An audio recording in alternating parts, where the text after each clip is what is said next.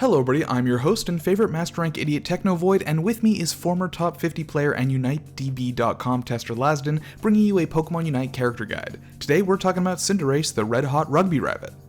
Hello everybody, I'm Lazadin, the UniteDB tester, moderator of the Floatstone Discord, and of course, actual garbage Snorlax player. And maybe someday we will talk about Snorlax, but today we are talking about Cinderace. Cinderace is available for purchase in the shop for 8,000 Aeos coins or 460 Aeos gems. However, it is also available for free as Day 8 of the Launch Welcome Gift Login reward. Just like with other licenses, if you obtain a character for free after having bought them, you'll be refunded their full price in Aeos coins. So if you're just starting out and want Cinderace before hitting Day 8 on the login rewards, you can purchase it early and get refunded later. Please note that you will always be refunded via coins, whether you use coins or gems for the original purchase. Cinderace is a ranged attacker that uses the physical attack, and provides really powerful and consistent damage output via its basic attacks, starting off pretty weak but scaling into a dangerous auto-attack hypercarry. Cinderace's ability is Blaze, which has 3 separate effects. First of all, when Cinderace uses a move, its next basic attack becomes boosted, the effects of which we'll get to shortly. The second effect is that Cinderace's basic attacks and moves apply a stack of Cinder to the target. Regular basic attacks will apply 1 stack, and boosted attacks and moves will apply 2 stacks. If the target gets 5 stacks of Cinder, they take additional damage. Finally, Blaze also increases Cinderace's critical hit rate and basic attack speed for a short time when it hits half HP or less. It's a pretty loaded ability. Cinderace's basic attack is ranged and scales off of physical damage. Every third basic attack is boosted, dealing increased physical damage. As we just mentioned, Blaze also boosts Cinderace's next basic attack after it uses a move. Cinderace starts the game as Score Bunny, with the moves Ember and Low Sweep to obtain at levels 1 and 3. Ember is a sure hit attack on a 6-second cooldown, which deals damage to an enemy and burns them, dealing some extra damage over time and lowering their attack. Several of Cinderace's moves burn, and they all reduce enemy attack by 5%, so keep that in mind. Low Sweep is a dash attack on a 7.5-second cooldown, which dashes in a chosen direction and deals some damage to any opponent's hit. Once Score Bunny hits level 5, it will evolve into Raboot, which will boost its stats considerably, but it won't learn any new moves until level 7, when Raboot evolves into Cinderace. At level 7, Ember gets replaced with either Pyro Ball or Blaze Kick. Pyro Ball is a ranged skill shot on a 7-second cooldown, which deals damage and leaves enemies burned for a short time after it hits, similar to Ember. Upon hitting level 11, Pyro Ball turns into Pyro Ball Plus and reduces the cooldown of Cinderace's other move, Flame Charge or Feint, if it hits. Blaze Kick is a sure hit attack on an 8-second cooldown, which is always a critical hit and gives Cinderace the unstoppable status for the animation. Much like Ember and Pyro Ball, Blaze Kick also burns the target for a short time. When it evolves into Blaze Kick Plus at level 11, Cinderace's attack speed is increased for a short time after using this move. Once Cinderace hits level 8, Low Sweep will upgrade into either Flame Charge or Feint.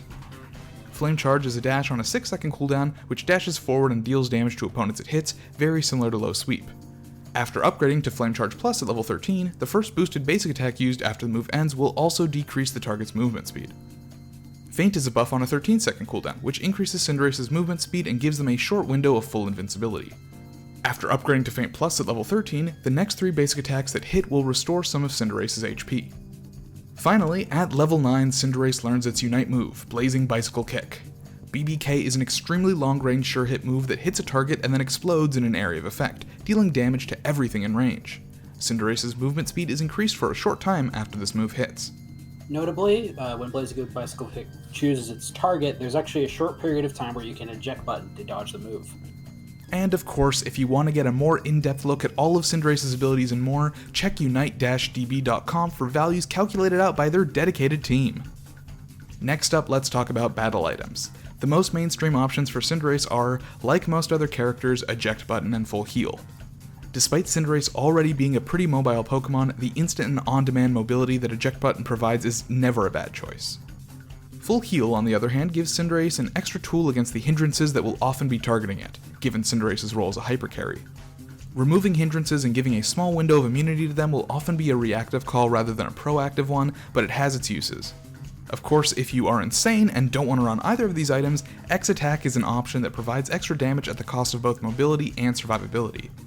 This one is certainly on the more dangerous side, but Cinderace does get some use out of it. As for held items, Cinderace is unsurprisingly very solid with the current big 3. Muscle Band, Focus Band, and Buddy Barrier, all very strong items that work well for it. Cinderace also makes good use out of Scope Lens due to the number of basic attacks it uses, increasing the chances for crits, and Blaze Kick's natural synergy with critical damage boosts. Muscle Band deals out great dividends to any Pokemon, but works especially well on a basic attack-centric mon like Cinderace. Focus Band and Buddy Barrier, meanwhile, provide that extra bit of bulk that any Pokemon appreciates, in large part due to the strength of the items overall on the current patch.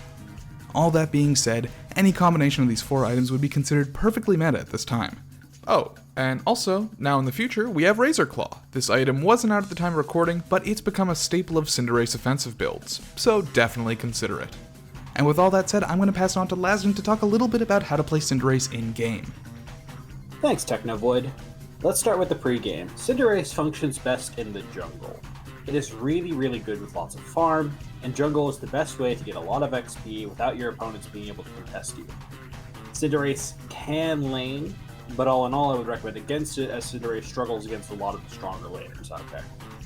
As far as who to play Cinderace with, Cinderace functions really well if they have a tanky frontline supporting them, and they benefit a lot from the attack speed boost that Blissey offers. Cinderace does struggle against a lot of the more high mobility characters, such as Zeraora and Blastoise, but does very well into tanky characters, such as Snorlax and Blastoise. Really, that one's a bit of a draw. As far as Cinderace's power curve, Cinderace has an incredibly mediocre early game that is only slightly helped by the evolution to Raboot. In reality, Cinderace doesn't really want to fight until level 7 or 8. Level 9 is its ideal. For the early stages, you should primarily be focused on securing your farm, farming as fast as possible, and doing your best to help where you can, but not feeling too bad if you can't. As far as Cinderace's move choices, Cinderace actually is one of the very rare Pokemon with 4 viable moves.